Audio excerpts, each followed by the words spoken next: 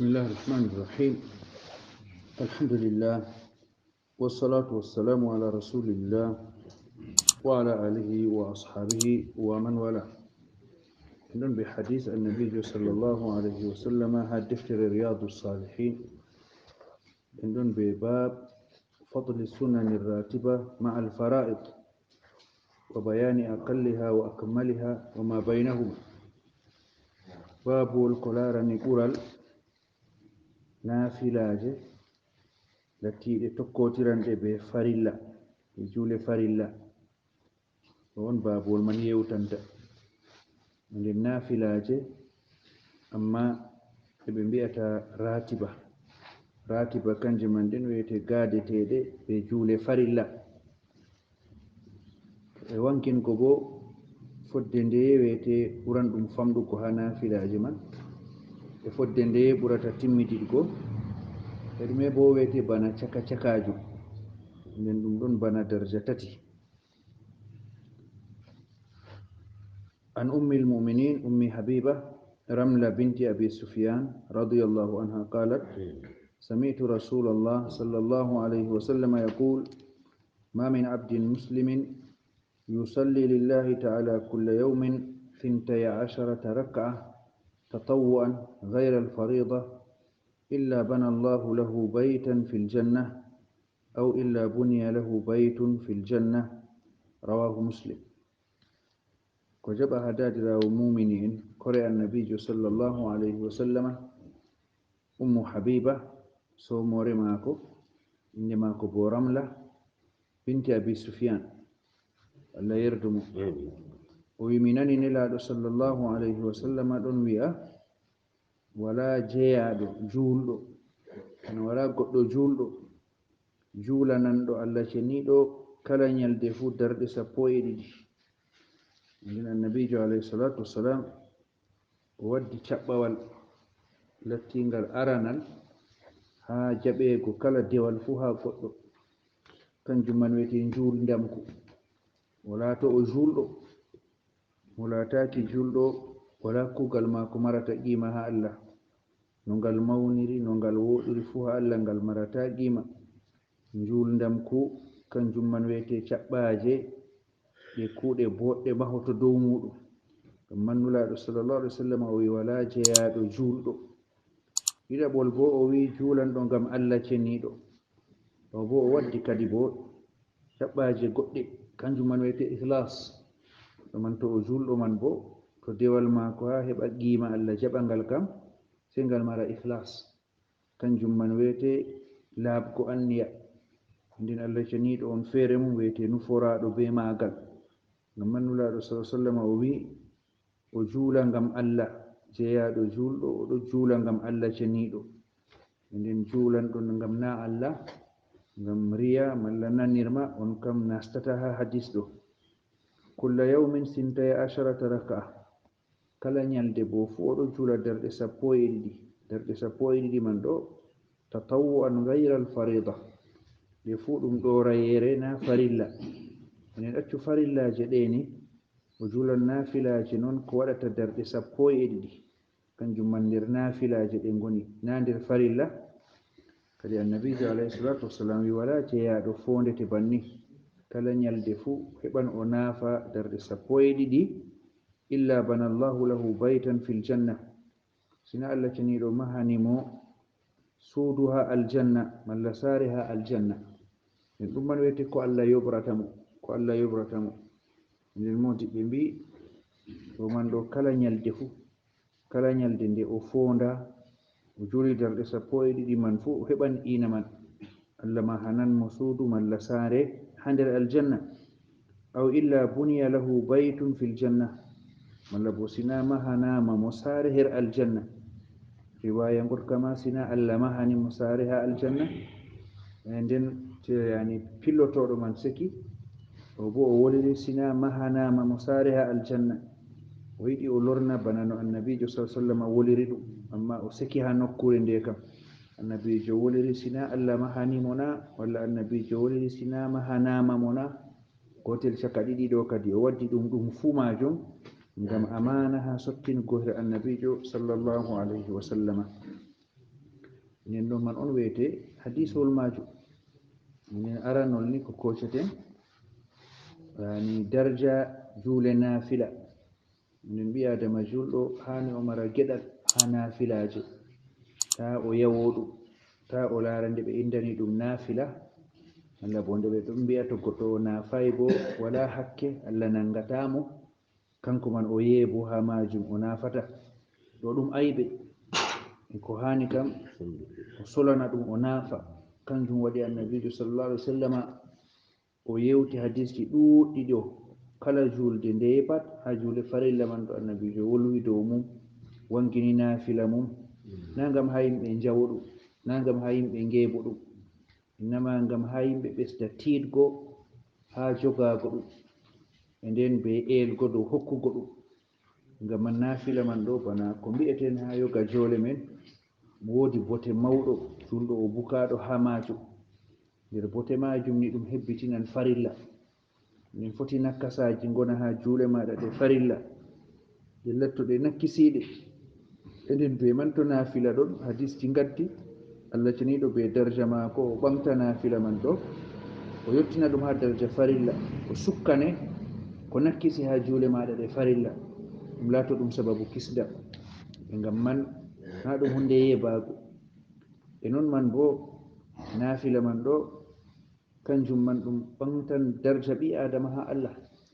yimɓe kam ha farilla kam foti potan ha hokkugo, amma ha nafila ɗo ɗon dattira goɗɗo geebiɗo, goɗɗo cuklaniɗo nafila man, goɗɗo ɗuɗɗinanɗo, goɗɗo pamɗinanɗo, e ɓe man ɗum latto ɗum nokku dattirgo. ngam man kala mo nafilaji mum latti ɗuɗɗe fu o tammante darjaji ɓuranɗi towugo ha alahira. ngam man ha nayi bo ɗum yeeɓe. non bo nafila man ɗo ɗum laatoto nder ko ɓi adama heɓata sendira be hakke jeeyaɓe. goɗɗo o mari nafilaji jur o tammante hakkeji jeeyaɓe ɗi o wawai hokkititgo ɗum ha duniya, o hokkitan o luttira. amma to nyande goɗɗo farilla tan o mari kam, na to hakke man hocamani na nakkasa waɗi kadi, to hakke man hocamani nakkasa waɗi, nden wala keeri. to ɗon mari nafilaji bo ɗuɗɗe ko hakkeji bo ɗon dow maako, bo foti nafilaji maako man ɗon dokkanamo hakkeji maako, farilla maako hisa, enen be man o laato o kisowo.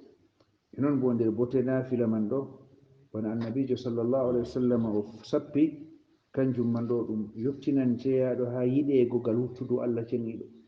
to goɗɗo heɓi yiɗego gal wuttudu Allah bo Allah walla mo ha diina maako man. bana wari ha hadis, jeeyaɗo am seedata ɗo ɓadi toroyam be nafila ha mi yiɗa mo.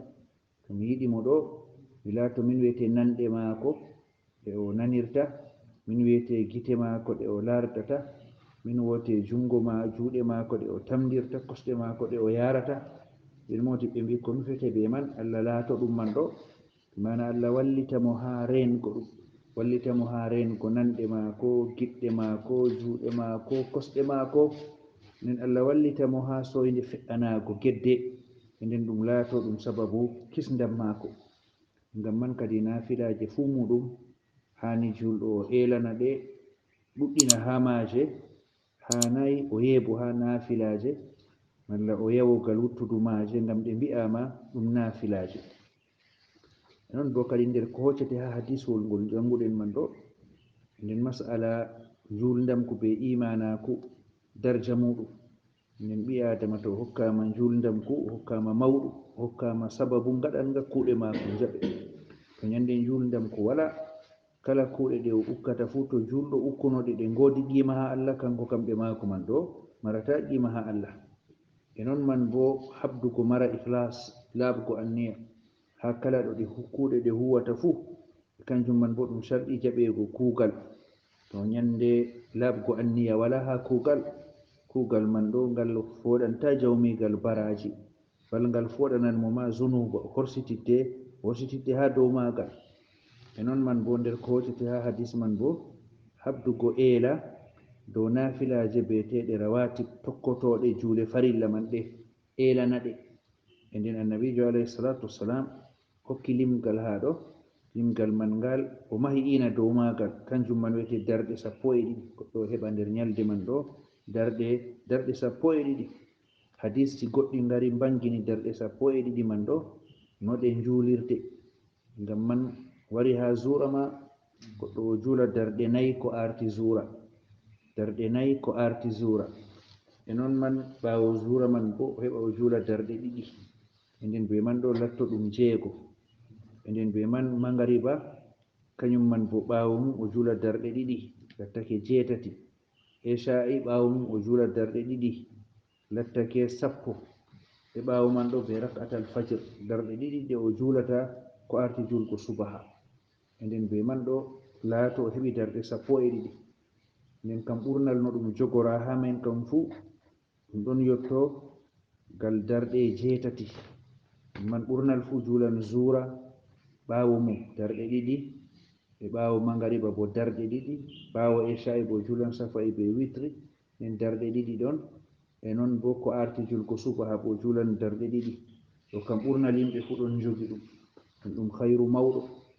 amma ko goɗɗo hani o ɓesda kanjum man wiyete darɗe 4 artanɗe zura, to o heɓi ɗen man ɓesdake be man latto kadi limgal bi'angal ha hadis man ɗo o heɓi ngal ha ñalade maako, e be man o tammante ina ngarka ha hadis man ɗo Allah ceniɗo mahanan mo saare ha nder aljanna. to e non man kadi ɗum ɗon holla mawnugo juule peteɗe rawatib nafilaji tokkotoɗe zura man, ngam Allah mahi dow man baraji mawɗo, kanjum man wiyete mahanego saare malla suudu ha nder aljanna, ɗum baraji mawɗo. ɗum ɗon holla yani mawnugo darɗe majum be juule dokketeɗe nder ñalde majum, en mawnugo baraji ɗon holla mawnugo dewal poɗal ngal baraji majum. kadi ɗo wiyete hadisul gotol. وعن ابن عمر رضي الله عنهما قال صليت مع رسول الله صلى الله عليه وسلم ركعتين قبل الظهر وركعتين بعدها وركعتين بعد الجمعة وركعتين بعد المغرب وركعتين بعد العشاء متفق عليه. كتبها عبد الله بن عمر ألا يرجم ببابرا وماكو ويمي جولد بالنبي صلى الله عليه وسلم darɗe 2 ko arti zura, darɗe 2 ko arti zura, e darɗe 2 bo ɓawo zura man, e darɗe 2 bo ɓawo jum'are, e darɗe 2 bo ɓawo mangariba, e darɗe 2 bo ɓawo isha'i. min muttafaqun alayh. banni kadi min hadisol man ngol wankinan ani yoga rawatib man malla ɓurnal rawatib man, ɓurnal nafilaji tokkotoɗe farilla man ngol wankinan ɗum. Abdullah ibn Umar wi o juldi be annabijo sallallahu alayhi wa sallama juule ɗeɗo, imana annabijo laatake ɗo juula ɗe kanko bo oɗo juula ɗe ngam largo annabijo ɗo juula. enen darɗe 2 ma ko arti zura, darɗe 2 bo ɓawo zura, e darɗe 2 bo ɓawo jum'are. enen ase ɓawo jum'are bo nafila car'aɗo, inama lural gangal ha modiɓɓe kam nafila man waɗe ha nder juulurde na, walla ɓawo to hutama ha saare, ngam annabijo alayhi salatu wassalam kam laatake ɗon nafa ha saare. ngam man woɓɓe ɗo ɓurna nafa ha saare, e bo to nafi ha juulurde man bo ɗo man bo boɗɗum. enen darɗe 2 ɓawo jum'are, e darɗe 2 bo ɓawo mangariba, enen darɗe 2 bo ɓawo isha'i. enen kam mobgal man latto kanjum man wiyete darɗe 8, darɗe 10 kadi be jum'are man kam laato darɗe 10. zura ɗon mari darɗe 4, e nden mangariba ɗon mari darɗe 2, e ɓawo isha'i darɗe 2 waɗi 8, nden ɓawo man jum'are man bo ɗon mari darɗe 2. nden hadisol ragarewol ha ko koceten an Abdullah ibn Mughaffal radiyallahu anhu qala sami'tu Rasulullah sallallahu alaihi wasallam يقول بين كل أذانين صلاة بين كل أذانين صلاة بين كل أذانين صلاة قال في الثالثة لمن شاء متفق عليه. وجبها صحاب وجعو عبد الله ابن مغفل الله يرحمه النبي صلى الله عليه وسلم باو كلا نودنا لديفو julde ɗon min ɓawo kala noddinali ɗiɗi fu naafila ɗon hani goɗɗo naafa o sembiɗini ɗum o wi bannon man ɗo nde tati ɓawo kala noddinali ɗiɗi fu julde ɗon, ɓawo kala noddinali ɗiɗi fu julde ɗon. kadi banni nden modi ɓe mbi ko nufete ɓe noddinaali ɗiɗi man ɗo kanjum man wiyete noddinaango ɓe darnaango, noddinaango ɓe darnaango. Nden to noddinaama hidde ko haa darne hakkunde noddinaango ɓe darnaango man ɗo kandu ɗum naafgo, kandu ɗum goɗɗo ummo o naafa. Annabiijo sembiɗini ɗum nde tati ngam solnugo haa dow maajum. Amma ɓaawo tatabre man ɗo annabiijo wi haa giɗɗo kadi, haa on colanɗo ɗum haa giɗɗo. Mana annabiijo nde o sembiɗini ɗum jamum ɗo o huli taa woɓɓe kam paama ɗum farilla, taa woɓɓe paama ɗum farilla. E nden to goɗɗo ɗon haa nder juulurde ɓe noddini sey o ummo o naafa, o huli taa yimɓe paama ɗum farilla. Marraare tatabre man kam o wi haa giɗɗo kadi, nden ɗum wonaayi ɗum farilla, nama ɗum luttan ɗum naafila haa giɗɗo haa colananɗo ɗum kam. E nden ɗum boɗɗum goɗɗo ɗon nder juulurde ɓe noddini hidde ko haa ɓe darna cakanteere man ɗo boɗɗum o naafa, boɗɗum o naafa. Kadi ɗo wiyete yoga hadisi ɗi jawmu deftere o waddani en haa baabuwol ɗo, amma ɗum baabuwol juutngol e tammi darodaago ɓe kala wakkati fu nder wakkatiji 5 man ɗo, ga subaha, zuura, asiri, mangariba, esha'i fu, ngam haa o wangina naafilaaje tokkotooɗe wakkatiji man bana deydey ko wari haa hadisi annabiijo alayhi salatu wassalam. E ɓe man kadi en tammi darodaago ɓe maajum ɗum fu to Allah jamiɗo o muyi. Wallahu ta'ala alam wa sallallahu wa sallam wa baraka ala nabiyyi Muhammad wa ala alihi wa ashabihi ajma'in.